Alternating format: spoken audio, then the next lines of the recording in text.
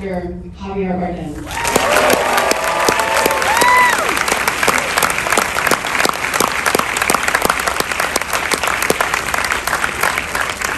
Actor Nicole Kidman.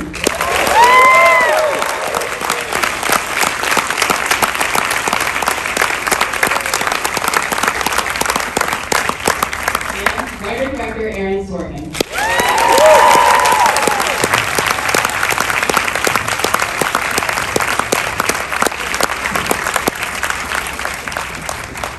Isn't it nice to be in a room again where people are clapping for you? Doesn't that feel good? Hey, seeing an audience, it's just so great to see you guys again. It's kind of emotional. I think it's very. So I find many badness in there. I kind of feel like spoiling, except for one book, Jesse's book, his autobiography, which is called A Book by Mr. Ness. I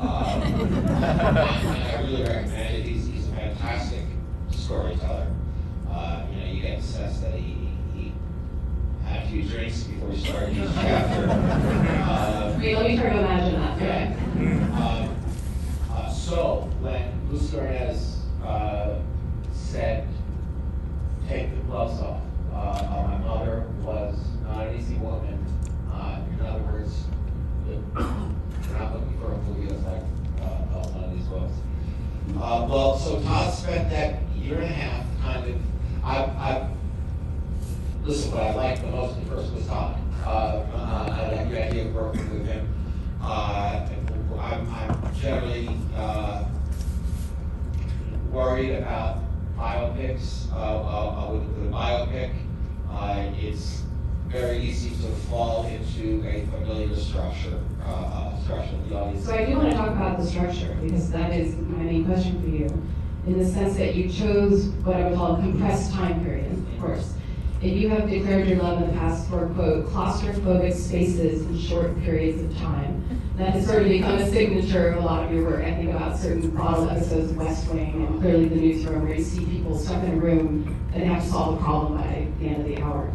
Tell me why you chose that structure ultimately, because I know a lot of us do fatigue by the biopic, sort of act one, and then the drug use starts in act two, and then I think it is musicians, obviously. So tell me about that decision. decision. Biopic. We're not going to see Lucy the Little Girl. It's not going to be this happened, then this happened, then this happened. That I started thinking about a claustrophobic way to tell a story. When you bring home a new puppy, they say that this is going to be relevant. I heard you laughing. I swear. I like puppies, so I smile. I'm gonna get there. Watch. When you bring home a new puppy, they say you get a crate that's just big enough for the puppy to be able to turn around in, but no bigger, because that tight space gives them comfort, a feeling of security. And I very much like a cute puppy. I feel the same way about writing. When I have to write an exterior, I start to get dizzy because I can't see where It's too fast and endless for you. Too fast and endless.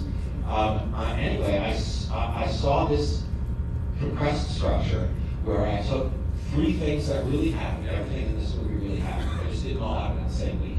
And I tried to pile as much weight on the two of them, on all four of them really, that I could. And for some reason during that 18 months, during that year and a half, Todd, at least to my knowledge, never went to whoever was next on his list. Who is next on the list, Tom? Aaron Sorkin. And Todd got me to a yes. And I didn't know I was going to direct the movie at the time. This is before Molly's Game, before After Molly's Game, before Trial of the Okay, Chicago. wow. I started diving into it, and I really was enjoying writing it. We can tell there's a lot of joy in the script. And I do love the flashbacks. I love how we get to see the nascency of their relationship, for better or worse. It's really well done. Thanks, I appreciate that, and I enjoy it, by the way, and I want other people to talk. I do think that when you write with energy and a love for movies, when you have actors and doing their work with joy and a love for movies. I really do think it shows up on screen. Well, and there also, this movie there's a real sense of the show must go on, and the fact that you made this during the most difficult period in Hollywood history to get anything made is really admirable. So, thank you for that. That's a good cue to, I don't think anything from here, but to thank, we had a great healthcare staff that did the reasons why it's possible to do this. No one tested positive, no one got sick. It ran incredibly smoothly, especially given us. Amazing. Thank you, healthcare workers.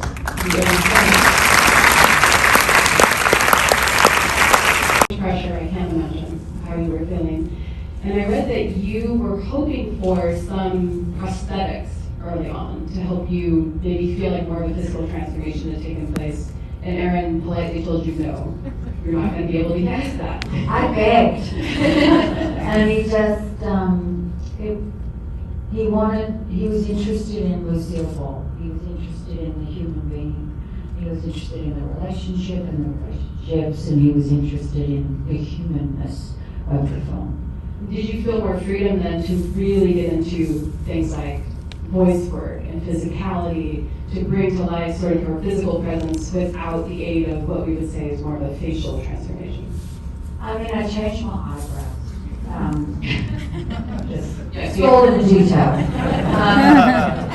But I then went, okay, what can I sort of use here and hang my hat on in a way? And I just voraciously watched the show and kept watching I Love Lucy shows with my kids, with my husband who's here today. And and they kind of would go, yeah, that's good, no, that's not good, yeah, that's good. So you were testing I really did deeply. all my physical work at home in the living room, just watching and holding her. And then vocally, Aaron was like, but I want two voices. I think that was so special. I noticed the work you did there where her speaking voice off camera was so different from her performative voice. Yeah, there's Lucille, Yes. who smoked. And then there's Lucy, that's, much more up here in the register. And literally there's about an octave difference when you hear her speak and then you hear the character of Lucy. And what was so intriguing for me was Lucille Ball created Lucy Ricardo. I know that. I'm an actor. I create women that are not me. And so I think that was, for Javier and I, we were both like, okay, the main thing is this relationship, the love, the complication, the problems that they have, and they have big problems, and we didn't shy away from them, but there was an incredible love, and we both committed, we wanted that to shine through as the deepest part of who they are. So hopefully that's what comes across. It definitely showed, for sure. And thank you so much for your hard work. It paid off. And to your family for being a test. I love doing it. I love her.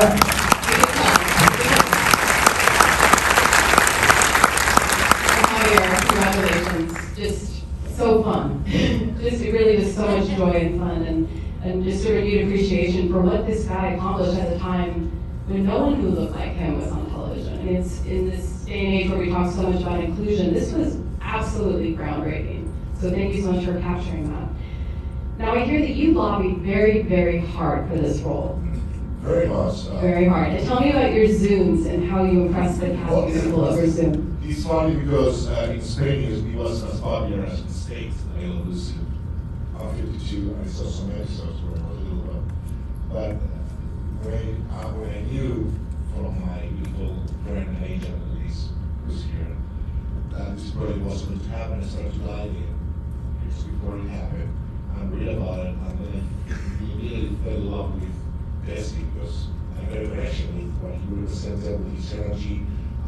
I thought he was very charismatic, very a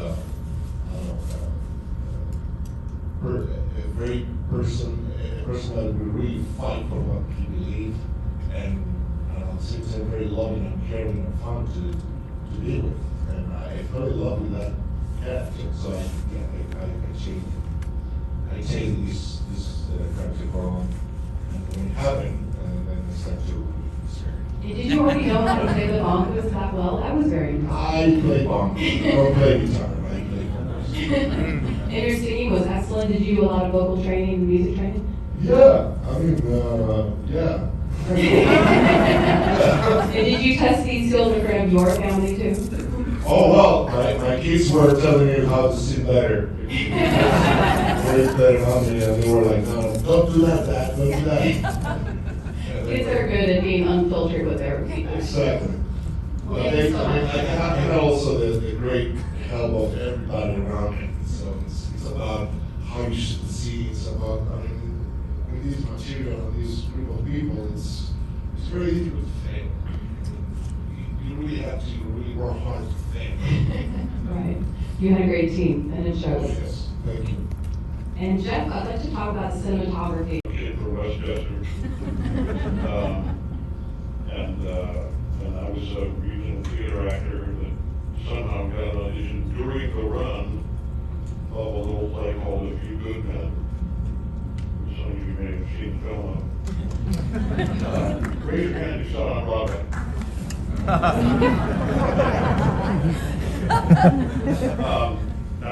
And I joined the company well into the run as an understudy for the Colonel and for a wonderful little role, the doctor, who made it into the film. When I read the play, I knew that it was a character that was not only a brilliant piece of writing, but a character that somehow I understood every syllable that came out of it. And then when Ron Perlman, who was playing the part at the time beautifully, he came up to me one day and I think said something like, "I hear you're ready," after we had some understudy rehearsals. And I said, and he took 4 or 5 shows off to go do some family stuff, and I had the opportunity to do it, and it remains to this day maybe the best role I've ever had. And thank you, sir. William Crawley, So, in playing William Crawley, there weren't a lot of clips available that showed his sort of off-camera personality. He was kind of an older gentleman at the time. I know, we were casting. I know, very much too young for this. Who or what became your entry point into playing him? Because there are certain ways you could, the grumpy old guy and all those kind of tropes that we're used to seeing. But by the end, he's very lovable. And I'm wondering, what was your entry point into him? Well, not to oversimplify, but, it was all there on the page. And once Aaron helped me get over my fear of portraying somebody as iconic as, not this iconic, but, this is the next level of iconic. It was actually kind of freeing, not only the permission that Aaron gave us to just treat the characters, on the page and not do impressions, but also in my case, there was very little video of him outside of Fred Mertz, or whatever we were called 34th Street or film calls. So that was kind of freeing in a way too, because the brief scenes where we got to meet Fred and Ethel, we were doing impressions, let's face it, that was what was called for in those scenes. The rest of the time, I felt a great freedom to just try to realize the character that Aaron had put on the page, and these actors, just being the wonderful actors they are, and giving and taking and listening and playing. It was, at the end of the day, it wasn't quite as scary as I thought it was going to be. That's good. Well, you definitely seem comfortable, that's for sure. And Nina, hi. I'm such a fan of yours from Goliath, by the way. Amazon Goliath.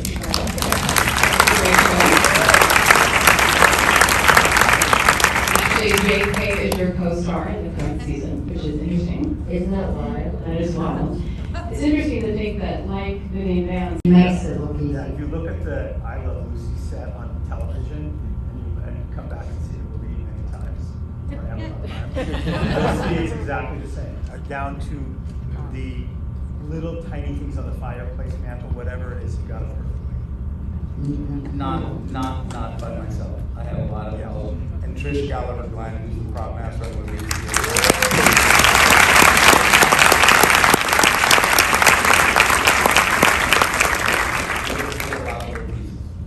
And finally, Aaron, I'd love for you to help us close today and tell us, what do you hope people feel when they're watching this movie?